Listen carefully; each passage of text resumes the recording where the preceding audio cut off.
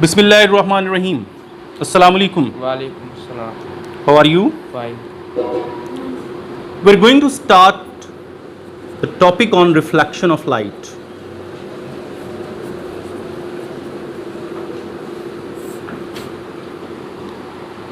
Before the start of this lecture, we will discuss an activity. We need some materials.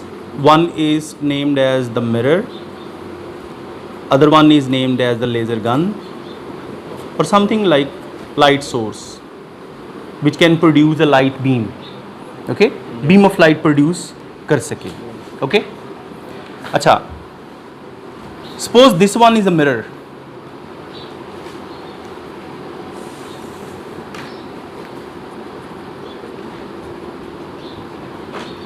I have a laser beam, I have a laser gun which is producing a laser beam and striking at the shiny surface of the mirror.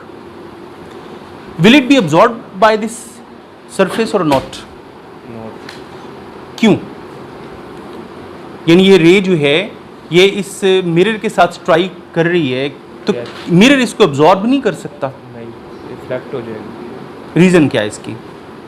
क्योंकि यहाँ से जब light लगेगी mirror पे तो यहाँ से reflect होकर चली जाएगी दूसरी साइड पे. चले हम इसी चीज़ को आगे लेके चलते हैं. थोड़ा सा आपने सही बोला. अच्छा, ये जो आपके पास रे है किस मीडियम से आ रही है? एयर से. It is striking a second medium which is a solid one. Okay, reflection की एक बेसिक प्रॉपर्टी है कि जो रे है ना वो जिस मीडियम में से गुजर रही होगी it will bounce back in the first medium. यानी जिससे आ रही होगी उसी में क्या होगी ये bounce. Okay, it can not enter in the second medium. चाहे आप इसकी बात कर लें, रिफ्लेक्शन ऑफ वेव्स की बात कर लें, रिफ्लेक्शन ऑफ साउंड की बात कर लें. रिफ्लेक्शन ऑफ साउंड भी क्या होता है कि भी आप किसी भी सॉलिड मीडियम के साथ अगर अपनी आवाज़ को जो है वो आप स्ट्राइक करवाते हैं तो वो उससे टकरा के वापस आ जाएगी. बिल्कुल इसी तरह जैसे आप दीवार में एक बॉल मारते हो, वो जो बॉल है वो इस दीवार से टकराने के बाद जिधर से आप उसे मार रहे हैं वो इस साइड पे निकल जाएगी. यस. ठीक है, कि बिल्कुल इसी तरह light will behave like the bouncing off this ball. It is moving from the air, struck on the solid and bounced back in the air. Okay? Yes. So from this activity I am going to define the reflection. When light ray traveling in a certain medium falls on the surface of another medium, एक medium से travel करती हुई दूसरे medium की surface से टकराती है, a part of it is bounced back in the first medium. इसका कुछ हिस्सा फर्स्ट मीडियम में क्या हो जाता है? आ जाता है. मैं यहाँ पे कुछ पार्ट ऑफ इट की बात भी मैं कर लूँ. जिसमें एक मिसाल देता हूँ, इसी बॉल की मिसाल लेते हैं. जब ये बॉल इस दीवार से टकराएगी तो जो यहाँ पे ये इम्पैक्ट क्रिएट करेगी वॉल के साथ, उसमें हल्का सा यहाँ से पिचकेगी.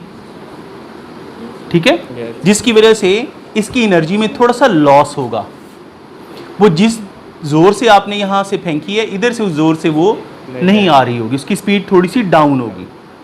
बिल्कुल इसी तरह जब ये लाइट रेज टकराएंगी इस शाइनी मिरर के साथ तो देखो ना ये मिरर ऊपर से बिल्कुल ट्रांसपेरेंट होता है. यानी जो इसकी टॉप सरफेस है ना वो रिफ्लेक्टिंग नहीं होती, इसकी बॉटम सरफेस है ना ये वो रिफ्लेक्टिंग होती है. ऊपर वाली क्या है? ट्रांसपेरेंट. इसका मतलब है कि लाइट हल्की सी इसमें क्या हो जाएगी? एंटर होगी.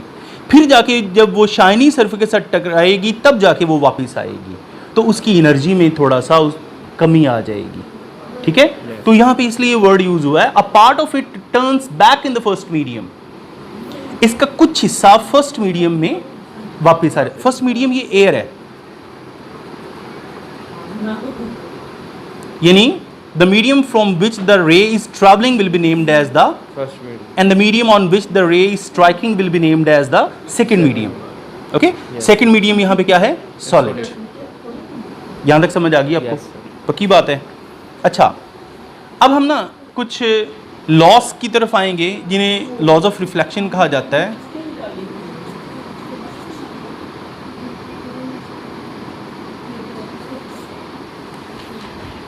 ये जो आने वाली रे है ना, इसे कहेंगे इंसिडेंट रे।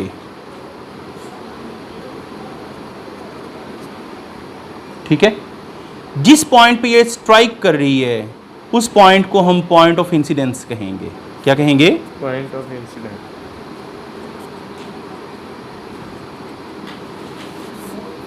और ये बाउंस होके आगे जाने वाली रे कहलाती है रिफ्लेक्टेड रे।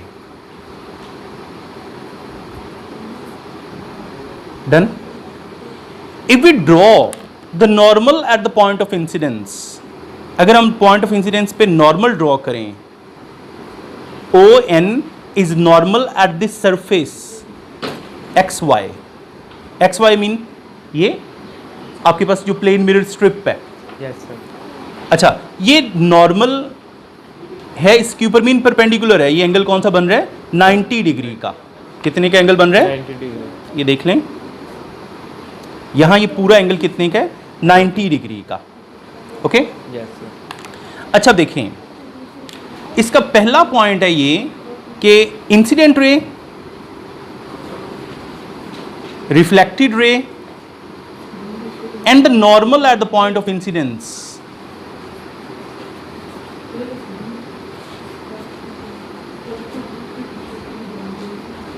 will all lie in the same plane। ये पहला पॉइंट है कि incident ray, reflected ray and the normal at the point of incidence will lie in the same place. यानी सारे के सारे जो है वो एक ही प्लेन में मौजूद होंगे। ठीक है। प्लेन को मैंने आपको पहले भी बोला था कि कोई भी अनबाउंडेड फिगर आपको प्लेन कहलाती है। यानी देखो ना, ये मैंने एक शेप बनाई है, अगर मैं इसके साथ ये एरोज डाल दूं तो इसका मतलब है कि ये बाउंड्री इसकी जो है पता नहीं किधर को जा रही है, ये कहाँ जा रही है, ये कहाँ जा रही है, ये कहाँ जा रही है? इसको बोलते हैं plane, an unbounded figure. An unbounded figure. आप अपनी बुक्स में ज़्यादातर ये एक्स वाई प्लेन को डिस्कस करते हैं,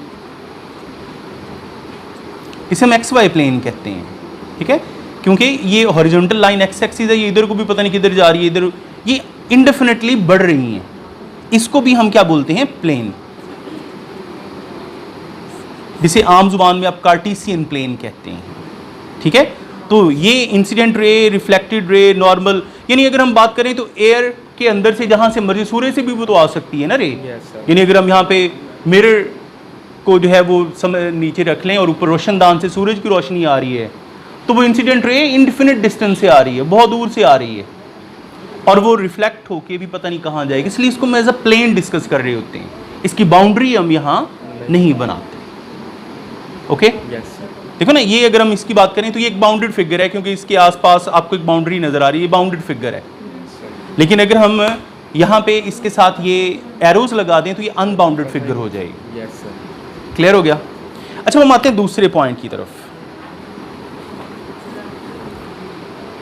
अगर हम इस रे को नाम दे दें ए ओ और इस रे को नाम दे दें ओ बी, ठीक है, तो फिर ये जो एंगल होगा ना A O N, angle A O N, इसे कहा जाएगा एंगल ऑफ इंसिडेंस।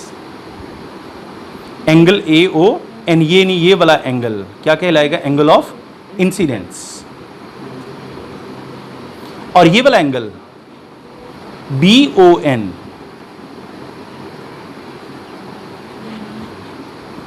इसे एंगल ऑफ रिफ्लेक्शन कहा जाएगा। क्या कहा जाएगा? Angle of reflection. The angle which is formed between the reflected ray and the normal is named as angle of reflection, and the angle which is formed between incident ray and the normal is called the angle of incidence। अगर आप इनको protector से major करें तो आपको result मिलेगा कि angle of incidence और एंगल ऑफ रिफ्लेक्शन दोनों आपस में इक्वल हैं। डन? Yes sir. ये बेटा हो गए laws of reflection. Clear? Yes. अब आते हैं हम टाइप्स ऑफ रिफ्लेक्शन की तरफ।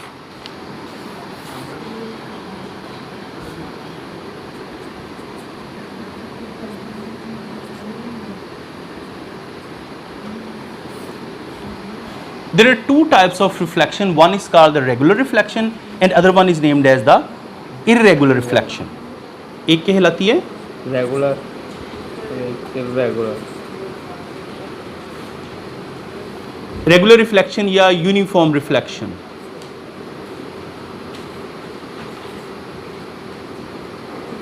ओके, ये क्या है? और फिर इरेगुलर रिफ्लेक्शन यानी नॉन यूनिफॉर्म रिफ्लेक्शन, वो क्या होगी उसके बारे में भी बात करने जा रहे हैं हम। ठीक है, let's suppose you have a plane shiny surface. आपके पास एक प्लेन शाइनी सरफेस है, ठीक है, yes sir. and you are striking the parallel incident rays over it. ये क्या हैं?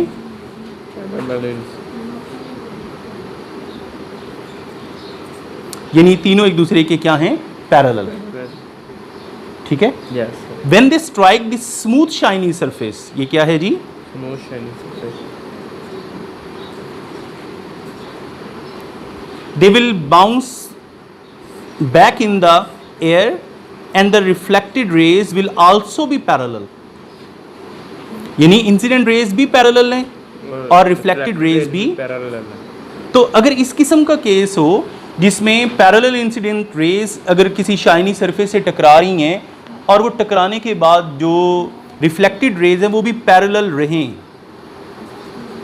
तो उस किस्म के रिफ्लेक्शन को क्या बोलते हैं? Regular reflection. क्या बोलते हैं उसे? Regular reflection. Yes sir. Clear? अच्छा, रेगुलर रिफ्लेक्शन को दूसरा क्या बोलते हैं? Uniform reflection. अच्छा, अब हम आते हैं इरेगुलर की तरफ।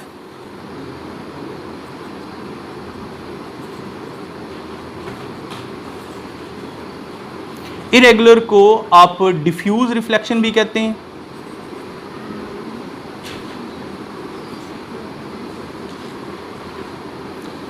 या नॉन यूनिफॉर्म रिफ्लेक्शन भी कहते हैं। क्या नेम है इनके? एक इरेगुलर Yes, sir. या डिफ्यूज या नॉन यूनिफॉर्म।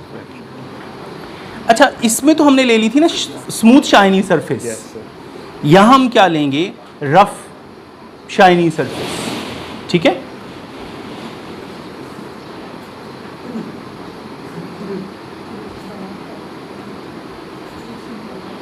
मैं एक मिसाल देता हूं कि आपके पास बहता हुआ पानी है, यस सर। किसी नदी में या किसी भी जगह पे पानी बह रहा है और ऊपर से उसको जो सूरज की रोशनी पड़ रही है। ओके, यस सूरज की रोशनी, हमें पता है कि light travel in straight line, yes यूँ सीधी आ रही है, ठीक है, लेकिन जब वो यहाँ पे लगेगी कि तो इसमें से कोई रे यहाँ चली जाएगी, कोई इधर चली जाएगी, कोई इधर चली जाएगी। पैरेलल इंसिडेंट रेस रिफ्लेक्ट होने के बाद वो पैरेलल नहीं रहती। ठीक है, तो इस किस्म की रिफ्लेक्शन क्या कहलाती है? Irregular reflection. अच्छा, थोड़ा सा मैं अगर इसको माइक्रो लेवल पे लेके जाऊं तो क्या यहाँ भी जैसे देखो ना, इधर तो हो गया ना एंगल ऑफ इंसिडेंस और एंगल ऑफ रिफ्लेक्शन हमें नजर आ रहा है कि इक्वल है।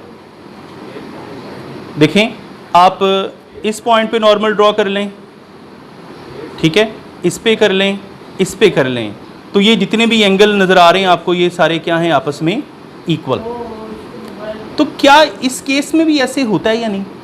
उसमें नहीं। ओके, अगर इसमें नहीं होता तो फिर ये रिफ्लेक्शन नहीं है। Yes sir. फिर ये रिफ्लेक्शन नहीं है। क्यों? रिफ्लेक्शन वो है जिसमें एंगल ऑफ इंसिडेंस और एंगल ऑफ रिफ्लेक्शन आपस में इक्वल हों। गो कि हमें यहाँ फिगर में नज़र नहीं आ रहा कि यहाँ पे एंगल ऑफ इंसिडेंस और रिफ्लेक्शन बराबर हैं, लेकिन टेक्निकली वो इक्वल हैं। मैं इसको प्रूव करूँगा, सुने। लेट्स सपोज ये इस तरह पानी जो है वो फ्लो कर रहा है, एक रे इस जगह पे स्ट्राइक। अब देखें ना, ये इसकी अगर हम बेस बनाए ना इस रिज की, तो ये ऐसे बनेगी, ऐसे। ठीक है, इस अगर हम यहाँ पे इसकी रिफ्लेक्शन लें तो वो तकरीबन इस डायरेक्शन में चली जाएगी। Yes sir. ऐसे ये इंसिडेंट रे और ये कौन सी होगी? Reflected ray. अगर आप इस पॉइंट ऑफ इंसिडेंस पे, यानी जिसको हम ओ नाम दे रहे हैं, यहाँ नॉर्मल ड्रॉ करें ये यहां नॉर्मल ड्रॉ होगा क्योंकि आपने इस सरफेस को बेस रखना है। अगर यहां नॉर्मल ड्रॉ करते हैं तो ये एंगल ऑफ इंसिडेंस और ये एंगल ऑफ रिफ्लेक्शन होगा और ये आपस में इक्वल होंगे। ठीक है। यस अब फर्ज करो एक रे यहां पे आके स्ट्राइक कर रही है, या समझ लें वो रे यहां आके स्ट्राइक कर रही है। अब इसका रिज यूं जा रहा है ऐसे, ओके। Yes sir. अगर हम इस सरफेस पे नॉर्मल ड्रॉ करते हैं इस पॉइंट पे, देखो ना इस रे के ऊपर ये 90 का नॉर्मल हो गया, ओके। अगर हम यहां नॉर्मल ड्रॉ करते हैं तो जो आपकी रिफ्लेक्टेड रे है वो इधर को जा रही होगी। ये वाली आपकी क्या है? रिफ्लेक्टेड रे। यस इसमें भी ये एंगल ऑफ इंसिडेंस और ये एंगल ऑफ रिफ्लेक्शन आपस में क्या होंगे? Equal. So I am driving a result from both these activities. Reflection whether regular और irregular will obey the laws of reflection. Reflection चाहे रेगुलर है या इरेगुलर है, उसमें क्या होगा? लॉज ऑफ रिफ्लेक्शन ओबे हो रहे होंगे। ये नहीं समझना कि यहां एंगल ऑफ इंसिडेंस और रिफ्लेक्शन आपस में इक्वल होंगे और यहां वो इक्वल नहीं होंगे, ये नहीं समझना। Yes sir. ठीक है। If it is reflection then it will obey the laws of reflection, and the laws of reflection are the main point that angle of incidence and the reflection are equal. Okay? Yes sir. अच्छा मुझे आप ये बताएं कि इसकी कोई application है कोई? देखें ना, जैसे हम बात करते हैं कि ये हमारे पास एक मिरर है, ठीक है। Yes sir.